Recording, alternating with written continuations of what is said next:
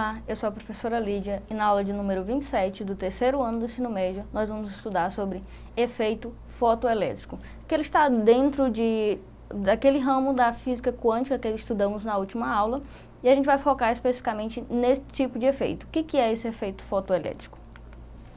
Então, o efeito fotoelétrico ele foi descoberto em 1886 pelo físico alemão Henri Hertz.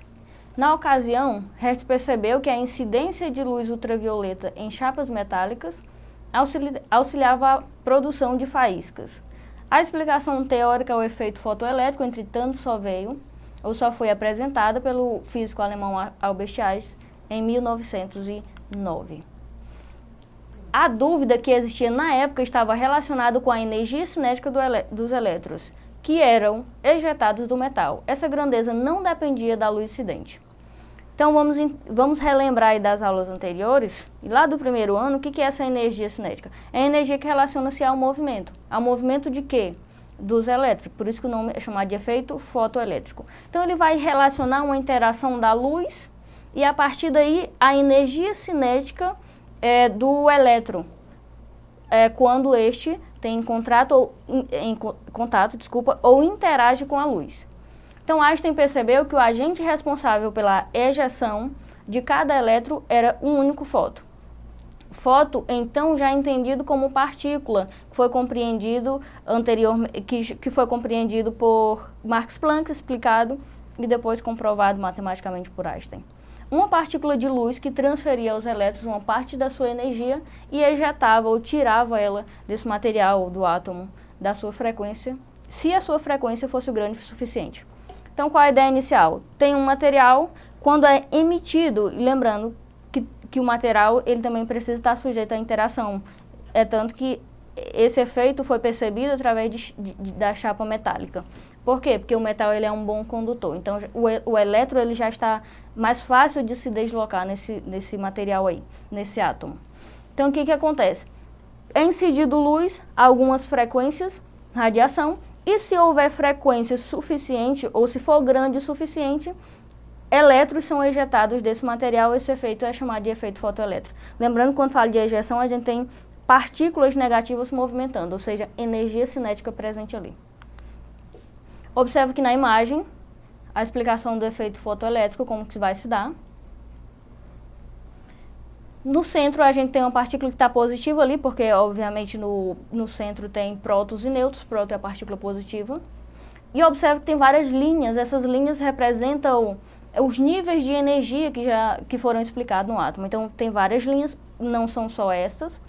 E essas linhas representam, os vários níveis de energia que tem nesse material aí. E essas partículas são os elétrons. Quando é incidido luz, o que acontece? Essa partícula, se for grande o suficiente, ela vai ter mais energia do que o que é suficiente para aquele nível. Então, ela vai pular e ela vai para o nível seguinte. Só que quando acontece isso, ela também vai emitir luz. E assim sucessivamente.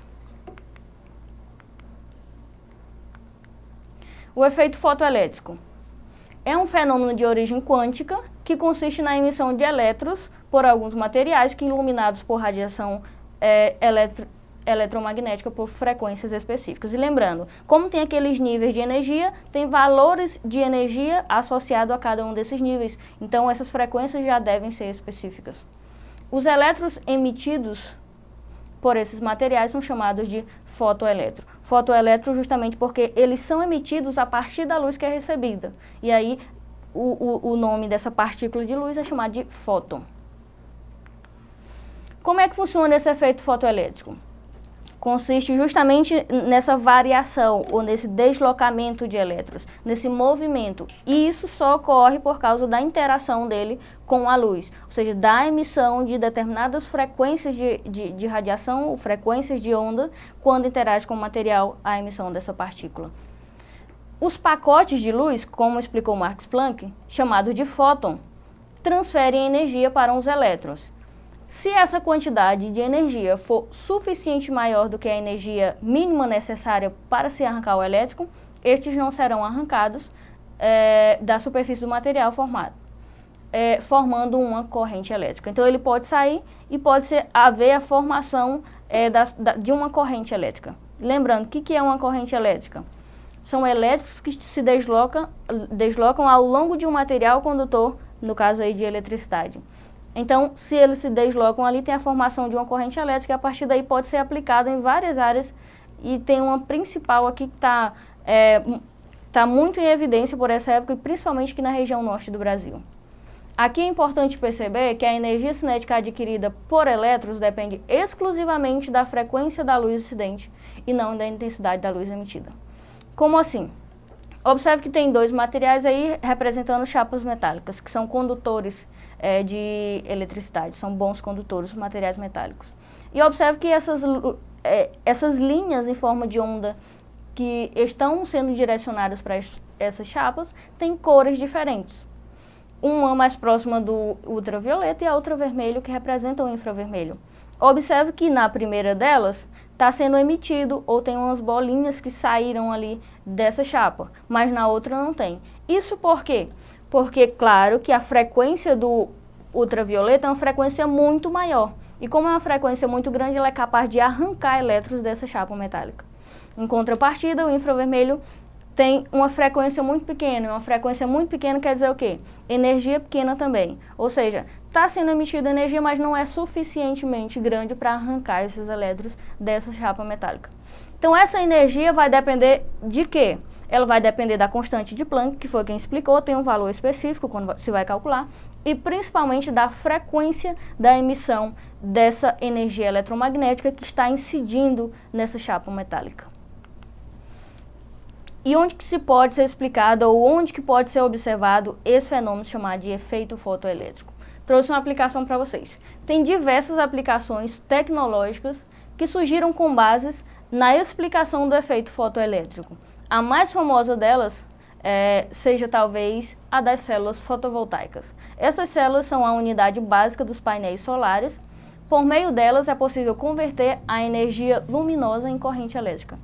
Ora, se você sabe que quando emitido certas frequências de energia para uma chapa metálica ou um material condutor ou células fotovoltaicas, vai haver movimento de elétrons, ou seja, esses elétrons vão estar acelerados com energia cinética, dependendo do que seja feito com eles ou como sejam organizados, é possível aproveitar, digamos assim, esse movimento desses elétrons. É justamente o que ocorre nas células fotovoltaicas.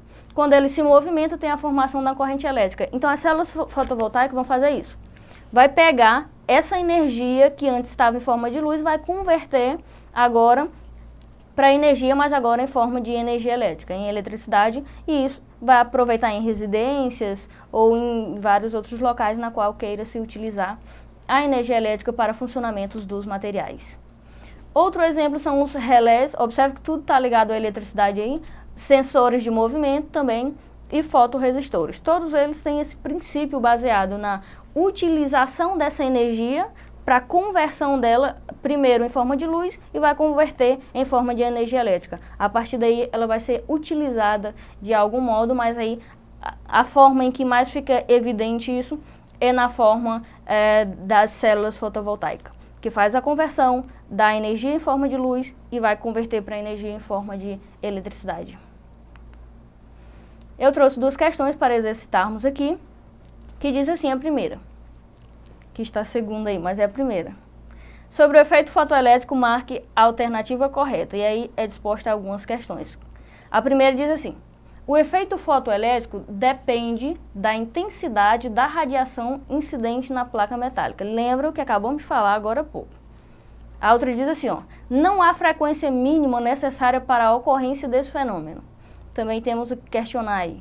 A terceira, a frequência de corte é fruto da razão entre a função, trabalho e a constante de Planck. E a D, a energia cinética dos fotoelétrons é proporcional ao comprimento de onda da radiação incidente. Vamos analisar mais uma vez. A primeira diz assim, o efeito elétrico depende da intensidade da radiação incidente. Não é, porque a gente viu que ele não depende dessa radiação necessariamente. A B, não há frequência mínima necessária. A, porque essas frequências dependem daquele nível de energia que tem valores pré-estabelecidos. A outra, a frequência de corte é curto em função da função trabalho e a constante de Planck.